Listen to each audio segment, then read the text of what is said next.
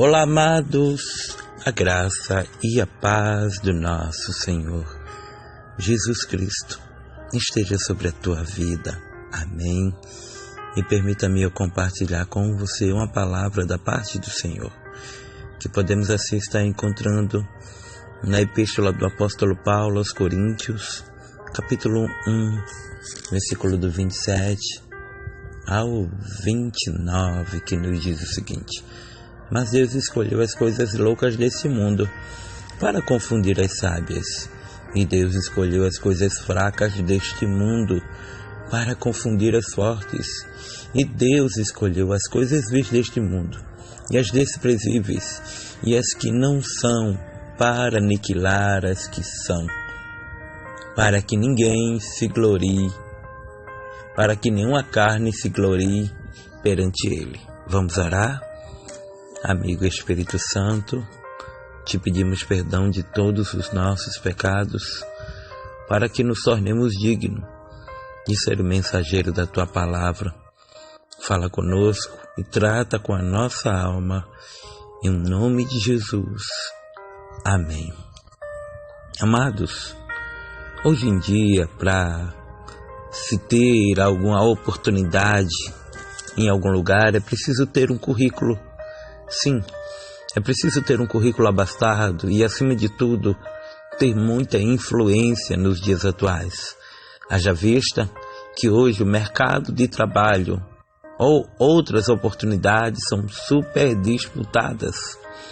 Mas com tudo isso, eu percebo o apóstolo Paulo aqui no seu contexto falando sobre divisão. E eu estava, meditando com o amigo Espírito Santo, e ele falou que Deus é aquele que escolhe quem Ele quer. Marcos capítulo 3, versículo 13, vai dizer que Jesus escolheu quem quis, quem Ele se agradou. É bem verdade de que, se nós olharmos na ótica humana, muitos ali não seriam escolhidos por nós. Quando a gente olha Pedro, problemático, eu acho que poucos escolheriam ou tão somente daria oportunidade para Pedro. Quando a gente olha Tomé, a gente também vê uma dificuldade em crer naquilo que Jesus fazia, em saber que o próprio Tomé andara com Jesus. E também, por que não falar de Judas, que mesmo Jesus sabendo que ele iria traí-lo, colocou ele ali.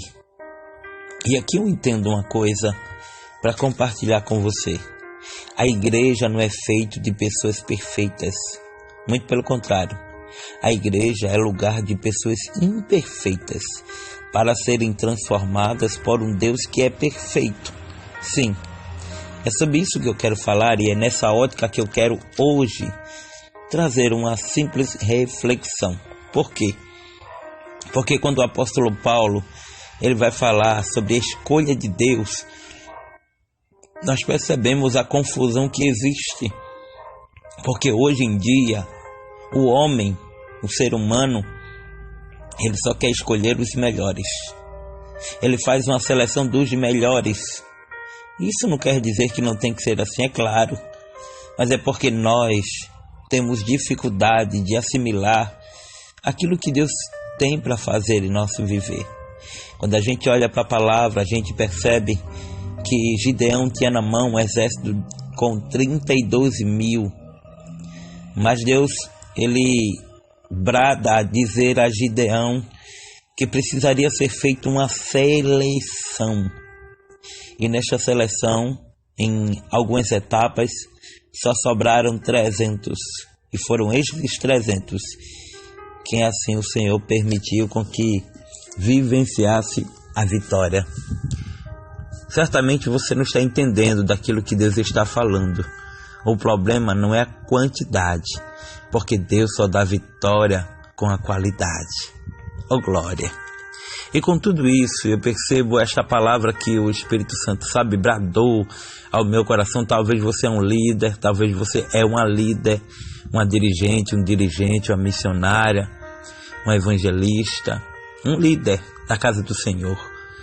E aí tá, se preocupando com muita coisa, mas o Senhor ele fala de uma forma bem simplificada e dizer, olha, eu escolhi as coisas loucas deste mundo para confundir as sábias.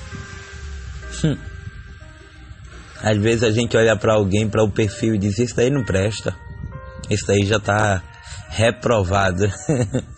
Aí Deus lá de cima olha, e tal como ocorreu na seleção ali, quando Deus designara o profeta Samuel a ir na casa de Jessé o belemita, lá em 1 Samuel capítulo 16, porque Deus então já tinha rejeitado Saul por conta da desobediência. Deus permite ou determina que ele chegue lá.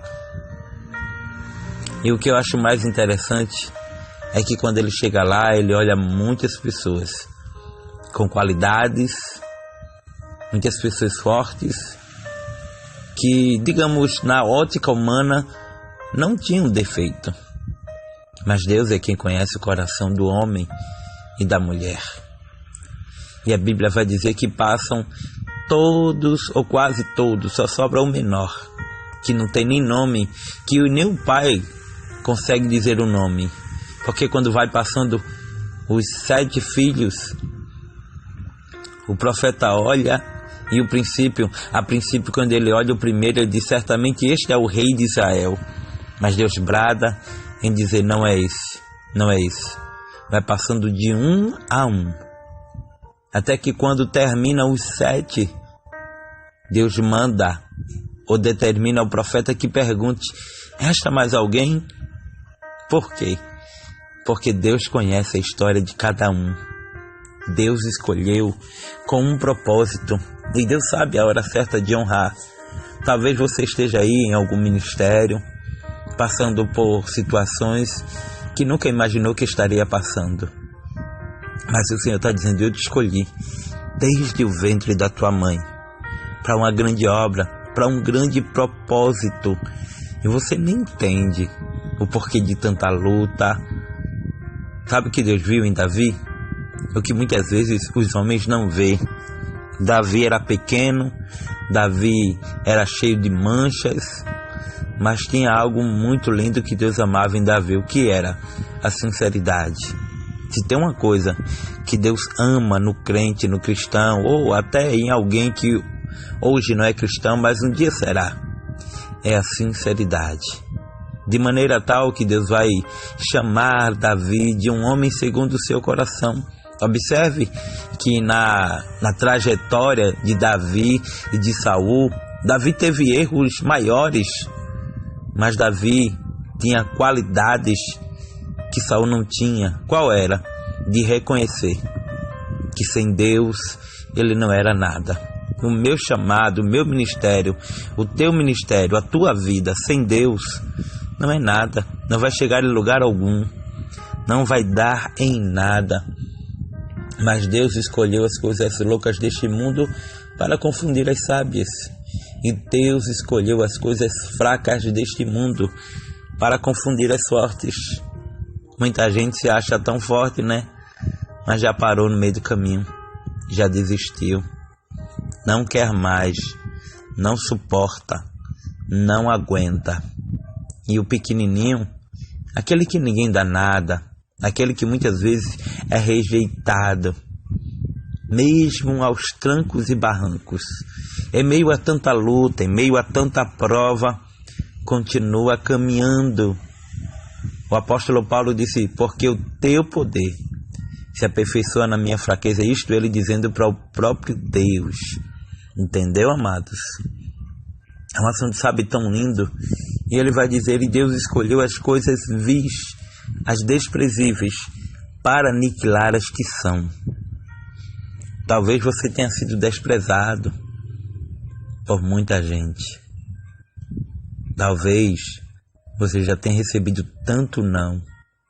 Mas Deus te escolheu como escolheu a Jeremias desde o ventre para uma grande obra. Romanos 8 vai dizer que todas as coisas cooperam para o bem daqueles que amam a Deus e são chamados segundo o seu decreto ou propósito. Amém?